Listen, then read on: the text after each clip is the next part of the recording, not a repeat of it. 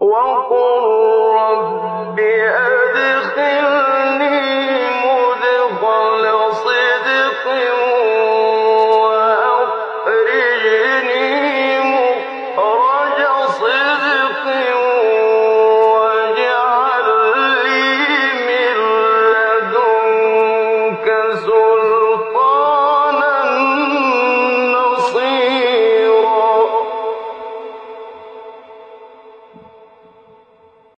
Chers frères et sœurs, Allah Azza wa Jal nous a créés du néant et il nous a responsabilisés sur cette terre et il nous a éprouvés pour voir lesquels parmi nous œuvreront dans le bon sens et lesquels œuvreront dans le mauvais sens.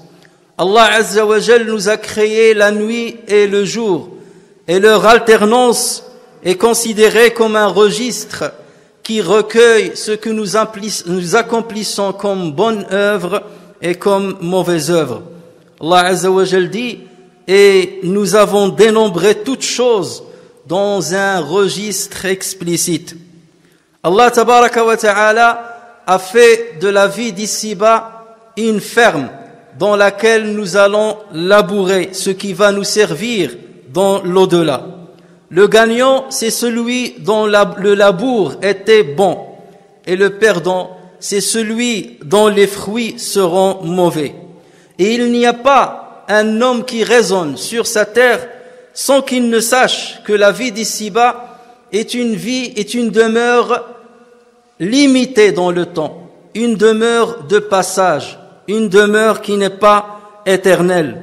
Allah Azza wa Jal, s'adressant à son prophète, à la meilleure création qu'il a créée, il lui dit, et nous n'avons attribué l'immortalité à nul homme avant toi. Est-ce que si tu meurs, toi, ils seront eux éternels?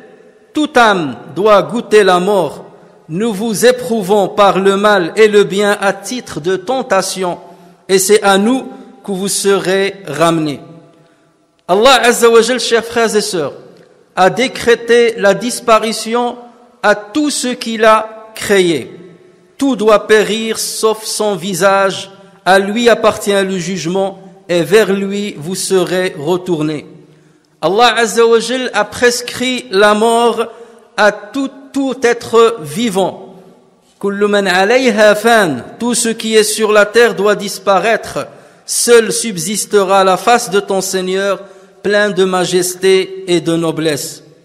Nous voyons tous les jours certains éléments de la création qui meurent et nous considérons que leur mort ou leur décès est quelque chose de normal. Nous voyons les plantes qui meurent tous les jours. Nous plantons des plantes et nous-mêmes on les ramasse, ils meurent, elles meurent et nous disons en nous-mêmes c'est quelque chose de tout à fait normal. Mais la mort est loin de moi. Nous voyons des animaux qui meurent et parfois c'est nous qui leur apportons la mort. Et nous disons la mort pour eux c'est quelque chose de tout à fait normal, mais pour moi la mort est encore lointaine. Nous voyons des proches à nous qui disparaissent jour après jour et bien que nous soyons affligés de leur disparition, nous nous disons mais la mort est quelque chose qui est décrété pour tout être humain, mais me concernant la mort est encore lointaine. Mais lorsque la mort touche quelqu'un qui nous est proche, quelqu'un de la famille, un proche parent, c'est là où on se réveille subitement et on dit ben tiens, la mort est très proche et je suis concerné par ce destin inévitable. Mais malheureusement, tout de suite après, on revient à notre inconscience. L'inconscience jaillit et l'inconscience couvre notre mémoire et nous revenons à cette course effrénée derrière nos passions, derrière nos plaisirs. Nous obéissons à nos plaisirs, nous nous écartons des ordres de notre Seigneur et nous restons inconscients de ce qui nous attend si peu après. Allah Azza wa Jal dit à ce propos, l'échéance du règlement de leur compte approche pour les hommes. L'échéance du règlement de leur compte approche pour les hommes, alors que dans leurs insouciances, ils s'en détournent. Chers frères et sœurs, la mort est une vérité qui n'est oublié par aucun croyant lucide. La mort est un rendez-vous pour lequel le musulman intelligent se prépare tous les jours. Il se prépare par son obéissance à Allah Azza wa Jal. Il se prépare à ce rendez-vous par la bonne action et par le bon comportement. Et c'est à ce genre de croyants qu'Allah Azza wa Jal dira le jour de sa mort: en vérité, les bien-aimés d'Allah seront à l'abri de toute crainte et ne seront point affligés. Ceux qui ont cru et craignent Allah, ceux qui ont cru et craignaient Allah, ils continuaient perpétuellement de craindre Allah Azza wa Jal. Il y a pour eux une bonne annonce dans la vie d'ici-bas, tout comme dans la vie ultime. Il n'y aura pas de changement aux paroles d'Allah. Voilà l'énorme succès, dit Allah Azza wa Jal. Chers frères et sœurs, lorsque la mort surgit, personne, quel qu'il soit, ne peut la repousser de lui-même ou de quelqu'un qui lui est proche. Il ne peut pas la repousser ne serait-ce que pour un instant, afin qu'il essaye de se rattraper sur les manquements qu'il a observés durant sa vie. Allah Azza wa Jal dit à ce propos: ils ne pourront faire ni testament, ni retourner chez leur famille.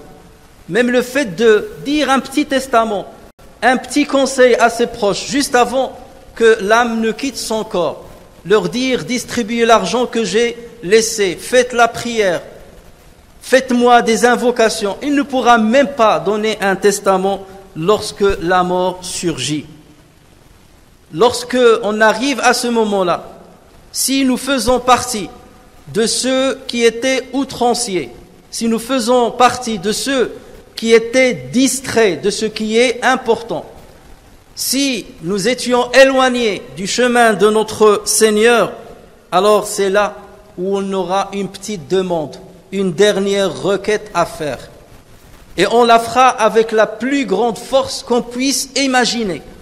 Jamais on n'a eu une force autant qu'en ce moment-là pour faire cette dernière requête. Allah Azza wa Jal dit à propos d'elle: puis lorsque la mort vient à l'un d'eux, il dit: mon Seigneur, fais-moi revenir sur terre afin que je fasse du bien dans ce que je délaissais. Afin que je fasse du bien dans ce que je délaissais tous les jours, les choses que je ne faisais pas pendant tous les jours.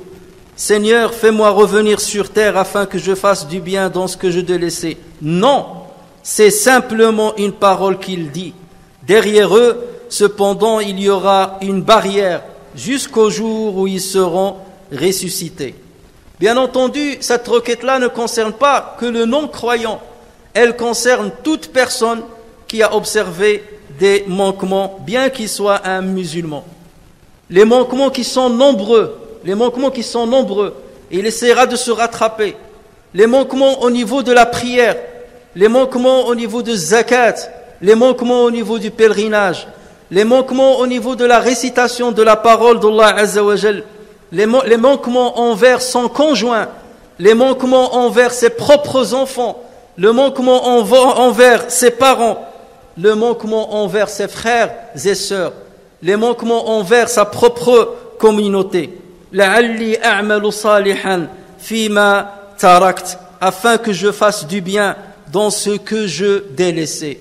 Mais il n'y aura qu'une seule réponse: qu'Allah. Non, il n'y a pas de retour à partir de ce moment. Il n'y a pas de retour à partir de ce moment. Et derrière eux, cependant, il y a une barrière, al-barzakh. La vie dans la tombe, la vie dans les cimetières. Il y a une barrière, il y a un barzakh, jusqu'au jour où ils seront ressuscités.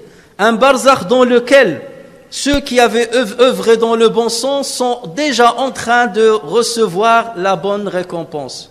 Et ceux qui avaient œuvré dans le mauvais sens sont déjà en train d'être punis et châtiés. Et ce qui les attend pour ces derniers va être pire. Et ce qui les attend pour les premiers va être encore meilleur. Muhammad ibn al-Munkadir, un homme pieux, et c'est ce qu'on a connu sur lui.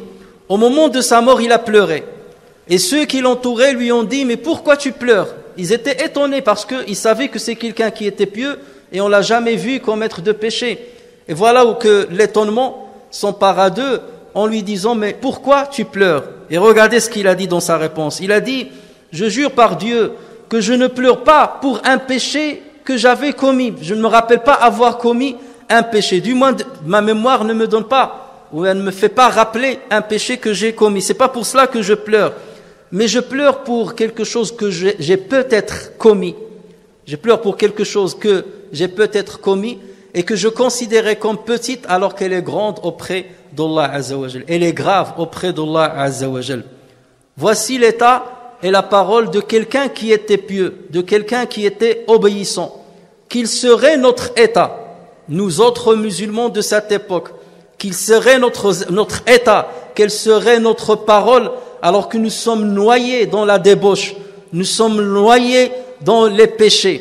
Al-riba, al-zina, la consommation de drogue, la consommation du vin, le mélange illicite, le regard de ce qui est illicite, la distraction, les jeux de hasard, les jeux dans lesquels on perd notre vie, le seul capital qu'Allah Azza wa Jal nous a donné, et on les perd des heures et des heures à jouer, à faire des choses qui ne servent absolument à rien.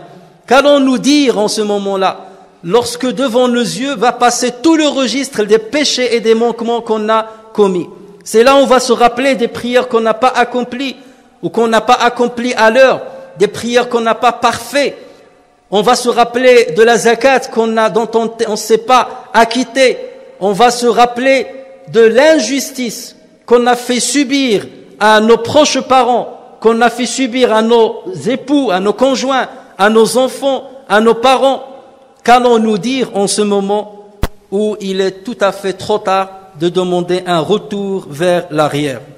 Chers frères et sœurs, Abdullah ibn Omar ibn al-Khattab radiyallahu anhuma a dit, lorsque mon père était en train d'agonir, sa tête était sur mon giron, sa tête était sur mes cuisses, et il m'a dit, pose ma tête par terre, parce qu'il ne pouvait pas bouger de lui-même. Et Abdullah, son fils, lui a dit, mais peu importe que ta tête soit sur mon genou, bien sûr ma cuisse, ou par terre. Et Omar ibn al-Khattab de lui dire que ta mère, que tu perds ta mère. Ça, c'est une expression. La ummalak, que ta mère périsse quelque part. C'est une expression que les Arabes disaient. Pose ma tête par terre. Et Abdullah a dit, j'ai posé alors sa tête par terre. Et ensuite, il a dit, malheur à moi et malheur à ma mère si Allah Azza wa Jal ne me comble pas de sa miséricorde. Malheur à moi et malheur à ma mère si Allah ne me comble pas de sa miséricorde. Telle est l'attitude et la parole d'un homme qu'Allah Azza wa Jal a surnommé Al-Farouq, celui qui distingue entre le mal et le mal, celui qui sépare entre le mal et le bien. La parole de celui qui était très proche du prophète sallallahu alayhi wa sallam, la parole de celui qui était un calife après la mort du prophète sallallahu alayhi wa sallam. Quelle serait notre parole en ce moment inévitable? Muawiyah radiyallahu anhu, lorsqu'il était en train d'agonir, il a dit, faites-moi asseoir. Et on l'a fait asseoir. Et il a commencé à évoquer et à invoquer Allah Azza wa Jal. Puis il a commencé à pleurer. Et il a dit, est-ce maintenant, ô Muawiyah, il parlait à lui-même, est-ce maintenant, ô Muawiyah, tu viens maintenant évoquer Allah Azza wa Jal après être péri et après être affaibli? Tu devais faire cela pendant que tu étais fort, pendant que tu étais jeune, pendant que tu jouissais d'une vitalité. Ensuite, il a commencé à pleurer, il a dit, Seigneur, Seigneur, pardonne à un vieillard désobéissant. Pardonne à un vieillard désobéissant qui a un cœur endurci. Seigneur, pardonne mes trébuches, pardonne mes péchés et comble-moi de ta miséricorde, parce qu'il n'y a que toi auprès de qui j'espère le pardon et il n'y a que toi en qui je place ma confiance. Et ensuite son âme est sortie. L'imam al-Muzni rahimahullah a dit, nous sommes entrés chez l'imam Shafi'i pendant qu'il rendait l'âme et je lui ai dit, comment tu te sens ya Aba Abdillah? Et il m'a répondu, je me sens évacué de l'ici-bas, je me sens éloigné de l'ici-bas, séparé des frères. à la rencontre de mes péchés, buvant du verre de la mort, revenant à mon Seigneur.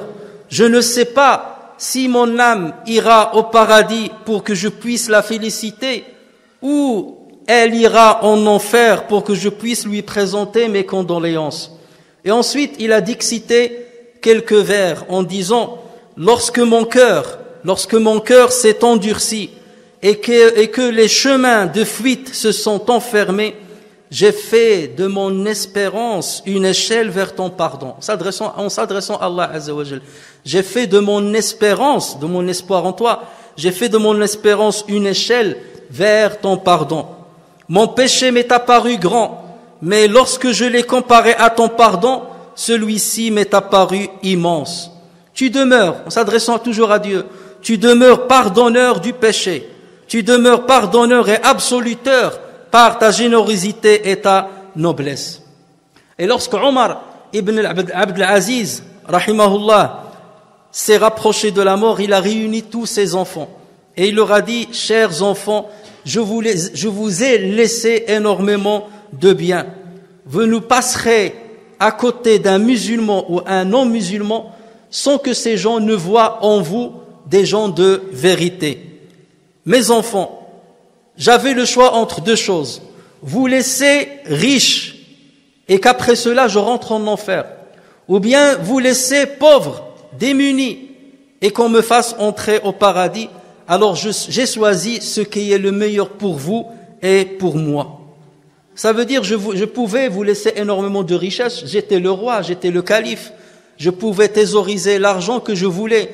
Je pouvais démunir les gens pour m'enrichir. Mais ce n'est pas ce que j'ai choisi. J'avais la possibilité de vous laisser riche, mais ce n'est pas ce que j'ai choisi pour vous. Ensuite, il leur a dit, sortez de ma chambre. Sortez de ma chambre. Alors tout le monde est sorti. Maslama raconte, il a dit, nous sommes sortis et nous avons entendu une parole qui dictait un verset coranique dans lequel Allah Azza wa Jal dit, cette demeure dernière, tilka darul akhirah, cette demeure dernière, nous la réservons à ceux qui ne recherchent ni à s'élever sur terre, ni à y semer la corruption. Cependant, l'heureuse fin appartient aux pieux. L'heureuse fin appartient aux pieux. Et la voix s'est éteinte. Et dès que nous sommes rentrés pour le voir, on a trouvé qu'il était mort, qu'il gisait par terre et ses yeux étaient bien fermés. Telle est l'attitude et telle est la fin de quelqu'un qui avait la royauté, mais qui s'est démuni des biens de la vie terrestre. De quelqu'un qui avait le pouvoir, mais il était juste envers tout le monde. De quelqu'un qui était roi, mais il était pour autant modeste et un bon adorateur. Nous demandons à Allah Azza wa Jal qu'il nous donne une bonne fin. Nous demandons à Allah Azza wa Jal que les meilleurs jours que nous avons sur cette terre seront les jours où nous allons quitter ce monde-là et qu'Allah Azza wa Jal nous enrobe tous de sa miséricorde. Chers frères et sœurs, nous avons perdu ces quelques mois énormément de personnes avec qui nous avons partagé une partie de notre vie. Des gens qu'on appréciait et des gens qui nous appréciaient. Nous avons perdu parfois des gens, des parents, des frères, des sœurs, des amis, des gens lointains qu'on a croisés dans notre vie. Et telle est la règle de cette vie. Telle est la règle qu'Allah Azza wa Jal a voulu dans cette vie. Et nous allons juste après la prière de l'Jumu'ah accomplir une prière mortuaire sur un de ces frères-là que nous aimions et qui nous aimait et qui a apporté beaucoup aux musulmans qui vivaient dans sa ville, qu'Allah Azza wa Jal accepte les œuvres qu'il a accomplies et qu'il le compte parmi les sauvés et parmi ceux qui seront dans les plus hauts degrés du paradis. Et ça sera notre cas, chacun de nous, demain ou le lendemain ou peu de temps après. Sachez, chers frères, qu'Allah Azza wa Jal nous donne encore un peu de possibilité de se rattraper. La porte du repentir est toujours ouverte et restera toujours ouverte dès que le musulman veut revenir à Allah Azza wa Jal, veut parfaire ce qui lui reste dans ces jours. Il y a des gens qui pensent qu'ils vont vivre encore 2 ans, 3 ans, 4 ans. Ils ont des projets. Je vais me marier, je vais avoir des enfants, peu importe ce que j'ai maintenant, je délaisse tout ce que j'ai entre les mains et je vais ouvrir une autre porte, une autre vie, comme s'il va vivre une éternité. et on ne se rend pas compte que la mort est en train de faucher les uns après les autres, les vieux comme les jeunes. Revenons à Allah tabaraka wa ta'ala, revenons à l'essentiel, à l'adoration, à l'obéissance, donnant tout ce que nous possédons comme force pour nos enfants, pour nos conjoints, consolidant et renforçant nos familles plutôt que de les délabrer et plutôt que les casser et les disperser. Revenons à ce qui est essentiel, chers frères et sœurs. Revenons à ce qui va nous servir le jour où nous allons rencontrer cette mort qui nous attend et qu'on ne peut en aucun cas éviter.